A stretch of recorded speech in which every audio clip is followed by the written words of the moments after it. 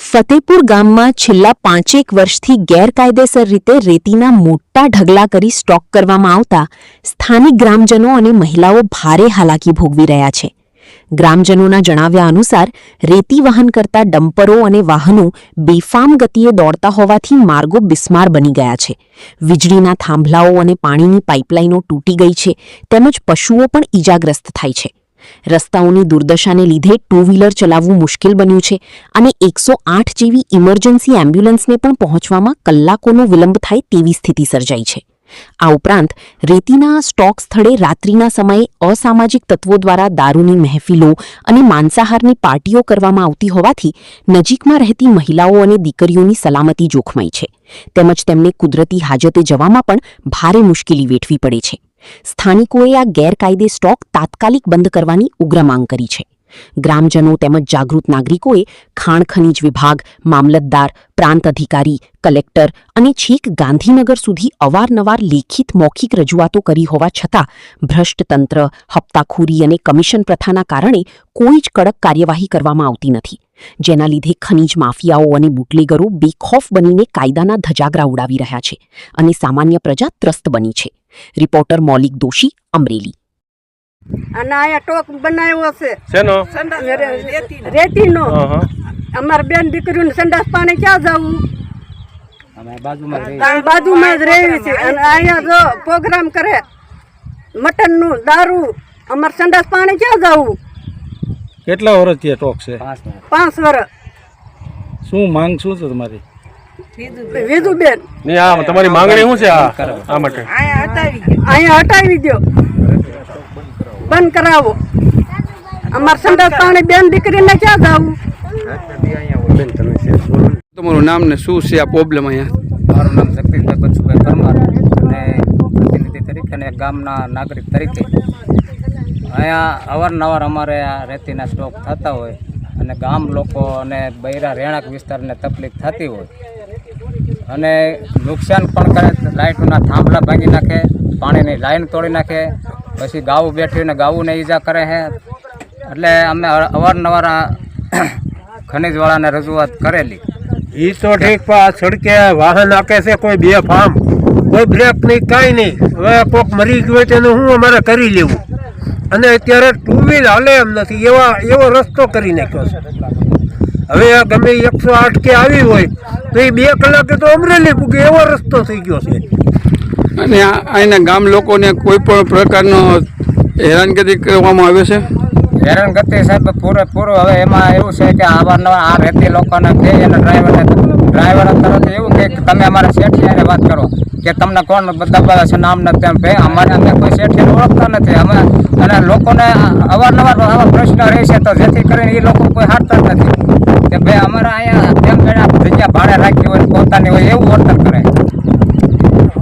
અને અહીંયા જે રજૂઆત વારંવાર તમે જે કરી ખાણ ખનીજ ને લોકોની, તો ખાણ ખનીજ મામલતદાર, પ્રાંત અધિકારીને, કલેક્ટરને છેલ્લે ગાંધીનગર હોતા આપેલી છે અરજી. અચ્છા, કોઈ અહીંયા આવેશ તમારે કેવા નથી દેતું, કોઈ આ બાબતમાં કોઈ એને પગલાં લેતું જ નથી.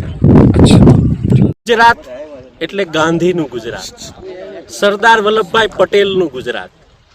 અને આ ગુજરાત ગાંધીનું ગુજરાતના હિસાબે અહીં દારૂબંધી છે. પણ આ દારૂબંધી માત્ર એક નાટક છે. ગુજરાતમાં ગમે ત્યાં જાઓ ત્યાં શેરીએ શેરીએ દારૂના ભઠ્ઠા જોવા મળે છે. બેફામ દારૂ વેચાઈ રહ્યો છે, દારૂ પીવાઈ રહ્યો છે. અને વારંવાર જે લઠ્ઠાકાંડ બને છે એમાં ઘણા પરિવારો બરબાદ થઈ જાય છે. આ પરિવારો બરબાદ થાય છે, એની બરબાદી પાછળ જો કારણ હોય તો આ ભ્રષ્ટ તંત્ર છે, આ હપ્તાખોરી છે, આ કમિશન વસૂલી છે. કોઈની બહેનનો ભાઈ સીનવાઈ રહ્યો છે, કોઈ પરિવારનો મોભી સીનવાઈ રહ્યો છે. જે પરિવાર એનો મોભી ગુમાવે છે એ પરિવારની હાલત, એ પરિસ્થિતિ ખૂબ જ દયનીય હોય છે. પણ હપ્તા લેતા આ તંત્રને આ પરિવારની કોઈ પડી નથી. આ ગુજરાતના સત્તાધીશો દારૂબંધીની વાતો કરે છે, કડક કાયદાની વાતો કરે છે, કડક કાર્યવાહીની વાતો કરે છે, પણ આ વાતો બધી ફોગટ છે. અહીં સારા જર્નાલિસ્ટો જે પત્રકારો છે એ જીવના જોખમે પણ સ્ટિંગ કરીને દારૂના અડ્ડાઓને બતાવે છે. સુરતમાં 1.5 કલાક સુધી લાઈવમાં દારૂ કેવી રીતે મળે છે એનું સ્ટિંગ એક ચેનલ દ્વારા બતાવવામાં આવ્યું. તો ઘણા તથાકથિત પત્રકારો પણ હપ્તા વસૂલીમાં સામેલ છે. આવા પત્રકારો જે તથાકથિત છે, જે લીગલ પત્રકારો છે એની વાત નથી, અમુક તથાકથિત પત્રકારોની વાત કરી રહ્યો છું. જે તથાકથિત પત્રકારો છે એ પણ દારૂના હપ્તા લઈ રહ્યા છે. આ હપ્તાખોરીનું જે સ્પષ્ટ તંત્ર છે એમણે ગુજરાતને બરબાદ કર્યું છે. જ્યાં જુઓ ત્યાં દારૂ બેફામ વેચાઈ રહ્યો છે અને દારૂબંધીનું નાટક એ ખાલી પોકળ વાતો સાબિત થઈ છે. હું અહીંયા મારા જે કેમેરામેનો છે બધાને કહીશ કે જે દારૂ અહીંયા આજે અમે ફતેપુર ગામમાં છીએ ત્યાં બેફામ રેતી ચોરી થાય છે, ખનીજ માફિયાઓ બેફામ બન્યા છે અને એ બધા પણ અહીંયા રાતના આવીને દારૂની પાર્ટી કરે છે, મિજબાનીઓ કરે છે અને આ લોકો બધા મસ્ત છે. બસ જો હેરાનગતિ હોય, જો કોઈ ત્રસ્ત હોય તો એ જનતા છે કે પ્રજા છે. પ્રજાહિતના કામો, પ્રજાલક્ષી કામ આ તંત્ર ક્યારે કરશે? ક્યારે જાગશે આ તંત્ર? ક્યારે જાગશે આપણા જનપ્રતિનિધિઓ જે આપણી પાસે 5 વર્ષે મત માંગવા આવે છે અને જ્યારે મત લેવા આવે ત્યારે બહુ મોટી મોટી બડાઈઓ આંકે છે, મોટી ફાકા ફોજદારીઓ કરે છે, પણ જનતાની સલામતી માટે, જનતાના રક્ષણ માટે કોઈ કામ થતા નથી. જે કામ થઈ રહ્યા છે, કોઈ પણ ડિપાર્ટમેન્ટમાં જાઓ ત્યાં લાગતા વળગતા મળતિયાઓના કામ થાય છે, જનતાનું કોઈ કામ થતું નથી. જનતાની સમસ્યા એમને અંકમત પડી રહે છે. જનતા ઓફિસોના ઠોકરો ખાય છે, ઓફિસો જઈને પોતાની રજૂઆતો કરે છે, સાંભળનાર કોઈ નથી. આજે ફતેપુર અમે ઊભા છીએ, અહીંયા રેતીનો સ્ટોક છે, અહીંથી વારંવાર ફોન કરવામાં આવ્યું, હજુ સુધી તંત્રની ગાડી આવી નથી.